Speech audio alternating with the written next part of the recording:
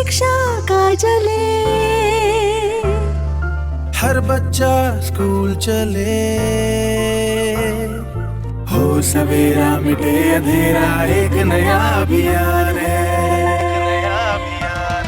School मेरा।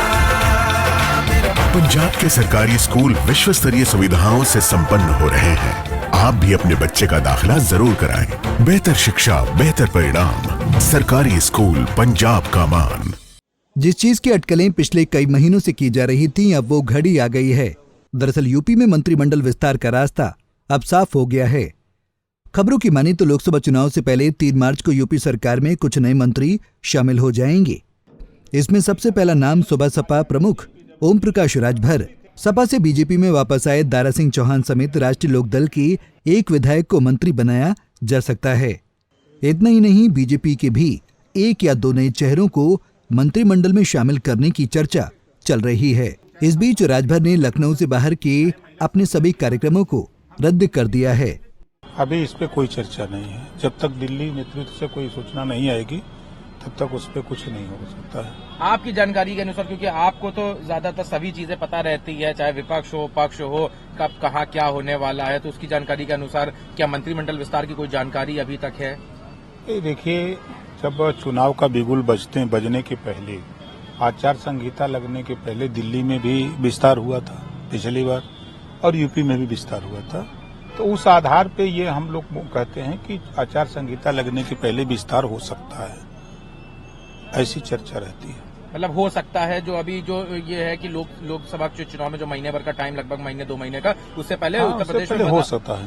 वहीं दूसरी ओर आज शुक्रवार को मुख्यमंत्री योगी आदित्यनाथ अचानक राज्यपाल से मुलाकात करने के लिए राजभवन पहुंचे, जहां उन्होंने राज्यपाल को मंत्रियों की लिस्ट भी सौंपी है। सूत्रों की माने तो सुबह सपा की ओम प्रकाश राजभर समेत 5 विधायक शनिवार को मंत्री पद की शपथ ले सकते हैं। सूत्रों के मुताबिक कल होने वाली यूपी कैबिनेट के मंत्रिमंडल विस्तार में सुबह सपा से ओम प्रकाश राजभर, बीजेपी से दारा सिंह चौहान, आकाश सक्सेना, राष्ट्रीय लोकदल से प्रदीप चौधरी या चंदन चौधरी और राजपाल बलियान को मंत्री पद की शपथ दिलाई जा सकती है। आकाश सक्सेना का नाम उसी समय से क्लियर माना जा रहा था, जब उन्होंने सपा के बड़े नेता और पूर्व कैबिनेट मंत्री आजम खान को रामपुर में हुए उपचुनाव में हराया था।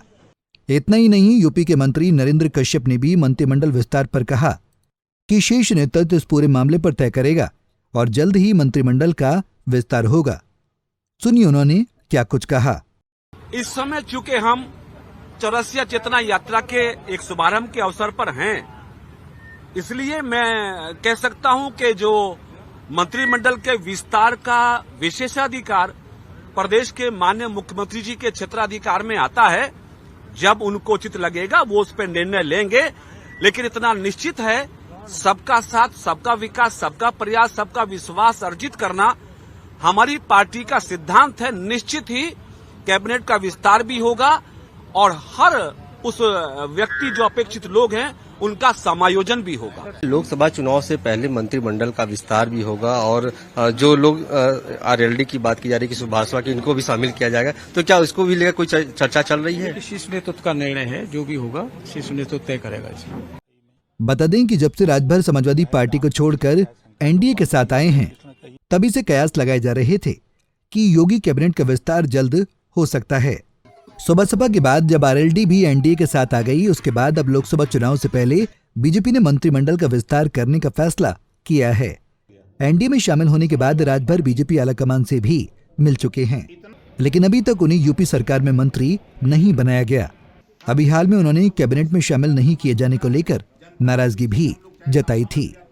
उन्होंने कहा था कि जब तक मैं राजपाट नहीं ले लेता तब तक मैं होली नहीं मनाऊंगा। हालांकि बाद में उन्होंने अपने बयान पर सफाई भी दी। अब रास्ता साफ हो गया है। बताया जा रहा है कि कल मंत्रिमंडल का विस्तार हो जाएगा।